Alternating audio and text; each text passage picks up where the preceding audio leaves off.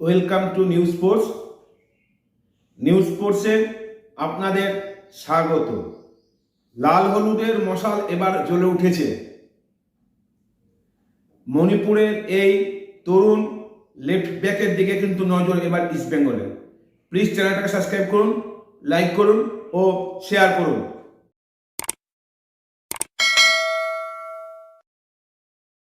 অময় রণওয়ারের এবার কিন্তু 5 বছরের চুক্তিতে কেরালা ব্লাস্টার্সে যোগ দিলেন।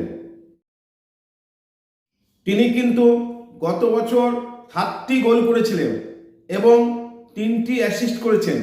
তাই অময়ের প্রতি কিন্তু লক্ষ্য ছিল আইএসএল এর বিভিন্ন ক্লাব, তার মধ্যে কিন্তু বাজিমাত করে নিল কেরালা ব্লাস্টার্স।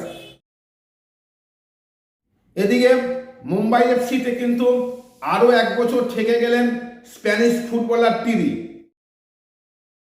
তার সঙ্গে কিন্তু এবছরই কন্ট্রাক্ট শেষ হয়ে গেছিল, কিন্তু মুম্বাই সিটি এফসি কিন্তু তাকে আরও 1 বছরের জন্য চুক্তিটা সাইন করে নিল।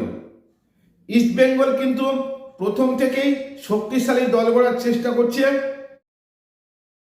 তারা যেমন ইন্টারকাশি থেকে এডমুন্ড লালরিন্দিকাকে সাইন করে নিয়েছে, এদিকে তারা চার্চিল ব্রাদার্সের তরুণ লেফট ব্যাক লাল মেরুয়াতা লালতে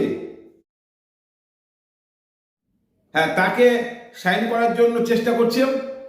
তিনি কিন্তু চার্চিলের হয়ে এবছর দুরন্ত পারফরমেন্স করেছেন।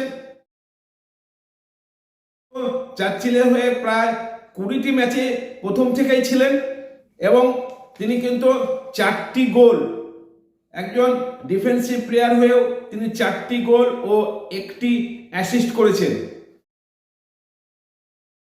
তার পজিশন মূলত লেফট ব্যাক। তিনি মূলত বাঁ পায়ের খেলোয়াড় হলেও ডান পায়েও খেলতে পারেন।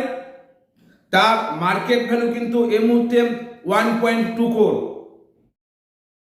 সবকিছু খতিয়ে দেখে কিন্তু ইস্ট বেঙ্গল তাকে পেতে কিন্তু মরিয়াম। যদি লাল মেরুয়াতা ইস্ট বেঙ্গলে আসেন তাহলে কিন্তু তার সঙ্গে একটা দীর্ঘমেয়াদী চুক্তিতে ইস্ট বেঙ্গল সাইন করবে।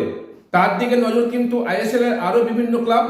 দেখা যাক লাল মেরুয়াতা লালতে কোন দলে সাইন করেন। প্লিজ চ্যানেলটা সাবস্ক্রাইব করুন, লাইক করুন ও শেয়ার করুন।